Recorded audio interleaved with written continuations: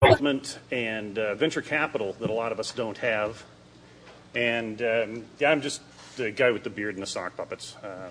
So the point there actually is that my business cards say support engineer, and that's what Astaro pays me to do. So compliance has gotten to the point where I'm working with Astaro customers, I'm working with my personal clients, and compliance has gotten to the point that none of us, no matter where we are, how deep we are in the trenches, can ignore this stuff. And we're only looking at the obvious things that are hitting us. Usual disclaimers. A couple of people on the panel maybe don't have their corporate affiliations listed. There's a reason for that. Google will solve it, but we are speaking for ourselves, not for our families, as it says there, or siblings. I'm not speaking for my son. He's hiding somewhere. The dog will back me up, but that's only because she wants a ride in the pickup truck when I get home. Opinions are our own. Facts are as we see them. Usual disclaimers. We're not lawyers, even if we were, we wouldn't be. I am an asshole, but I am not your asshole. So on. So quickly, PCI at a HackerCon. We want an honest discussion. There have been some love fests. There have been some uninformed rants.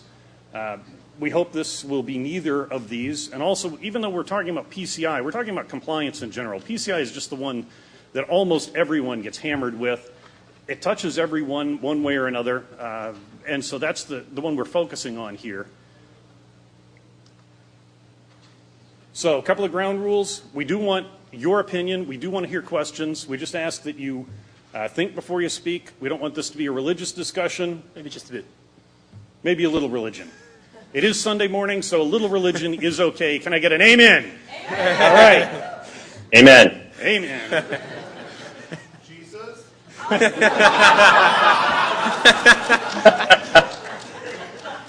Hitting below the belt is okay because most of us keep our wallet below the belt, and PCI and compliance in general are hitting us there. I guess that last one is redundant at this point, welcoming schmooballs. With that, we have a couple of talking points, and I think let me put Josh up on the screen, see if we can do the magic of technology, and let him start off with some inflammatory comments for. Come on, where's the screen? Yay! So there's Josh, and one of the things before he launches in that I want you to think about the money of compliance is that a lot of people here make a living out of security, and if we reduce security to compliance, then I can have a sock puppet with a pen fill in check boxes, and we don't need to be here ourselves, and that means we don't get budget to come to ShmooCon. So this is significant stuff. So Josh, why don't you say something inflammatory? Something inflammatory. Thank you. Okay, Mike. Thank you. How's Josh, my very audio? much. Okay. So, can you hear me? Yes. Great. All right. So, hopefully you can hear this. The debate really started when I jokingly said, in fact, a little bit of background here. Chris Hoff and I are members of the Institute for Applied Network Security, and we do a bunch of roundtables in 6 cities a year with CISOs. And it turns into some griping, it turns into some venting, but it's very raw, it's very real. It's not ivory tower, it's not armchair philosopher, it's what's really plaguing security professionals. And we did a track we called, a 2-day course we called Security Game Changers, where we talked about what's working, what's not, what would a tabula rasa approach to security be. And people really stretched outside of their comfort zones and came up with some pretty creative and more efficient and less expensive ways to approach security. And at the end of the whole thing, someone raised their hand and said, "Damn it, but PCI still makes me do it the other way." So we jokingly said at the morning keynote that PCI was the devil, and it doesn't mean that I fervently hold that belief. It was more like from the Waterboy, so tolerate this sound clip. Because little girls are the devil. It's one of the many tools of the devil. Hopefully that came through, but that was really a joke, more to vent our frustration. It was cathartic. But later I put some more thought to it, and I said, it's probably not the devil, but it's probably like the No Child Left Behind Act. And, the spirit behind No Child Left Behind was, wow, we have a problem in the education system. Let's make the dumb kids smarter. One of the challenges is in the effort to make the dumb kids smarter, we really dumb down the system. The truth is there's a bell curve for any population, and there's the people that are negligent, and I think that PCI really helps the people that are negligent. There's the people that were doing a pretty okay job, and maybe it's a net neutral impact. Maybe it's a little bit positive, a little bit negative.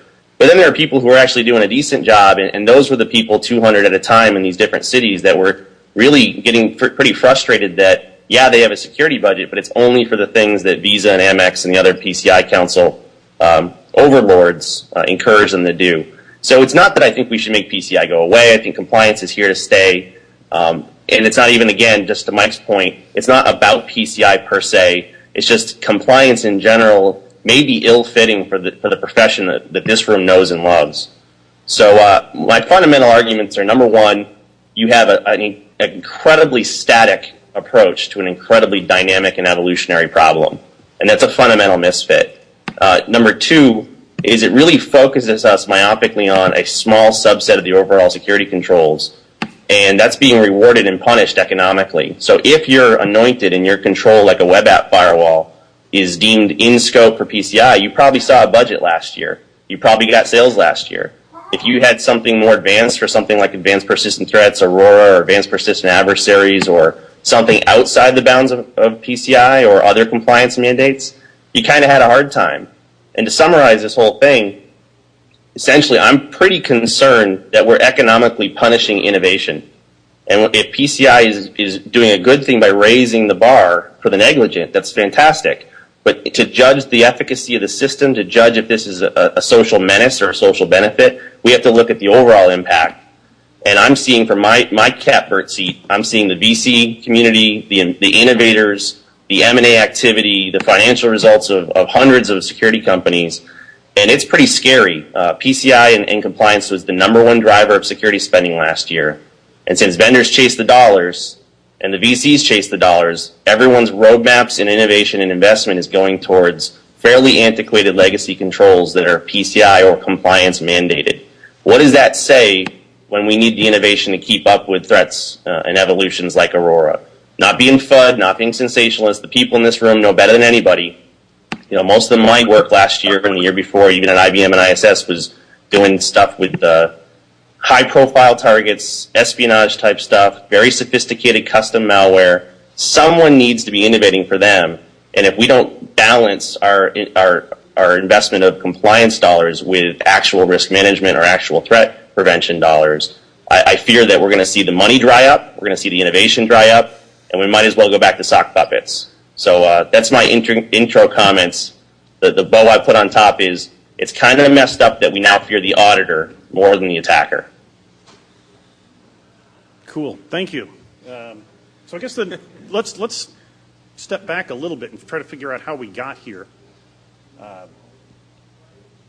Where did PCI come from? And I've done a couple of talks where I've called out PCI, but there are two things about PCI. There's a lot of good about it. There's a lot of bad. One of the things that's actually right about PCI, and we can argue motives, but it's an industry driven. Granted, it's one end of the industry driving another end of the industry, but it is not people who think a series of tubes legislating this. There is a danger because people think we should turn PCI into law. And Nevada is codifying it, and who knows what's going on. But what do you think, Mike? Would you like to address a little background on PCI, how we got here, since rumor has it you have some inside knowledge of PCI? Yeah, so my name's Mike. I've been working with this for quite a long time, primarily from the aspect of helping develop some of the standards, as well as doing a lot of training and education globally on this. So just to give us a little background of where we got, how we got to where we are today, right? There's the story that we've all heard, which is that the payment card industry got together and decided that they want to proactively address this type of a risk and threat to our organization to protect our credit card information, and then the world's perceived concept of personally identifiable information. But realistically, we have to remember that what we really care about here are dollars. And so how did we get here today? Well, there's an organization, there's a number of banks that exist, right? There's the banks that give you the cards, and there's the banks that accept those payment transactions.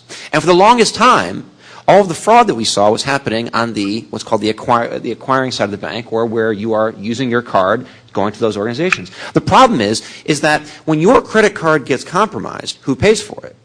Right? Who pays for that fraud? It's not you, of course, right? It's the bank that gave you that card. So we have two different sides of the equation. One, the banks that are giving you these cards, right, that are paying for all the data compromises that are occurring completely out of their control, right? And so what they can do is they can try to apply for reimbursement of those funds, but they're really not getting it. So it'd be like if you were sitting at home and your neighbor decided they don't want to take care of their house and yours collapsed, right? Why are we sitting here doing this? So the entire PCI standard as it was developed was really put in place to develop a baseline of security controls for a broad spectrum of the industry to help protect against this type of stuff. So if we think about how we got to where we are today, let's just extrapolate it out a little bit further. When we think about regulatory compliance from the bigger picture perspective, right, it really goes well beyond anything information security related. We've seen this for a long time in coming. In fact, if we look back to 1906 with the Food and Drug Administration, that was an act of regulatory compliance to a degree, right? In 1934, the SEC was formed, immediately after the Great Depression, right? When we're looking at this perspective, it's important to remember that we see this continuous rise and fall. So regulatory compliance is constantly trying to address regulation, deregulation, regulation, deregulation. So where we're at right now is a situation where there's a culmination of fraud that was occurring, and the industry got together proactively, interestingly enough, to try to address the type of fraud. Now, ultimately, I believe that we all agree on where we're trying to get. Right? We all agree on the same goal. We talk about security. How we define that is a little bit of the conversation today. I'll turn it back over to Jack before I make any further points. So why don't we give Anton a few moments to talk about some of his perspective and background, and then we can start being schmooball targets again. Okay, I think it's time to crank up the volume. Thanks, Mike, for the background, but I think I want to start arguing with Josh. That's more fun. When I do that, there's just like sparks flying and all that. So there are many things good and bad about PCI, as Jack said, and there are some things that Josh likes to highlight, which are very, very intelligent, and they're also correct. At the same time, the focus of PCI was to drag people who are completely ignorant and negligent to a level of slightly smaller degree of ignorance and negligence. I mean, apart from what the Mike said about the cost transfers and all that, and I've seen PCI do that. And in fact, I've seen people who completely ignored viruses in the 90s, they ignored worms in the 2000s, they ignored everything else, and suddenly PCI came and they're like, oh, what's an IP address? We got to learn that. And so, to me, that's the main thing that I call the magic of PCI, is that it dragged some people who were in complete backwoods into the, well, I don't know, is there a term, front woods? Well, they're still in the woods, but they're sort of like closer to the light. And yes, at the same time, it made lives of some fairly intelligent people a little bit hard. And I think that's not good, for sure. I mean, if people have to change the good way of doing security that they have already to a slightly more PCI-inclined way, that's a cost on them, and these people totally do not deserve it. However, it's my belief that that cost we can tolerate, because it has literally dragged people such as store chains, I don't know, almost all the way down to gas station owners that, wait, maybe that pump shouldn't have a flat file dump of all the cards swiped for the last 3 years. Real story. Maybe we should finally remove those card dumps from the website. I don't remember who told me the story, one of the QSA friends, that a company was kind of like on the defensive because a QSA pointed out that storing big ASCII files with numbers on the website is just not a good idea. And they're like, you think? Oh, so we should like do something about it? Yeah. So for them it was a deep insight that it's not a good idea. So these people are absolutely impacted of PCI, they're suffering, and that's a good thing. Hopefully they will learn something. Now, sometimes Josh doesn't really do this, but some other people who criticize PCI say that PCI made those people only do PCI. It made them very laser focused on the checkboxes. What's the minimum possible we can do to make that QSA leave, if not happy, but kind of like satisfied? Or what can we do to basically make PCI go away? And yes, that's certainly a real phenomenon. And there are people who would say, well, code review or web firewall? Code review is some kind of a big esoteric area. Firewall is this box we can drag over there, screw it on the rack.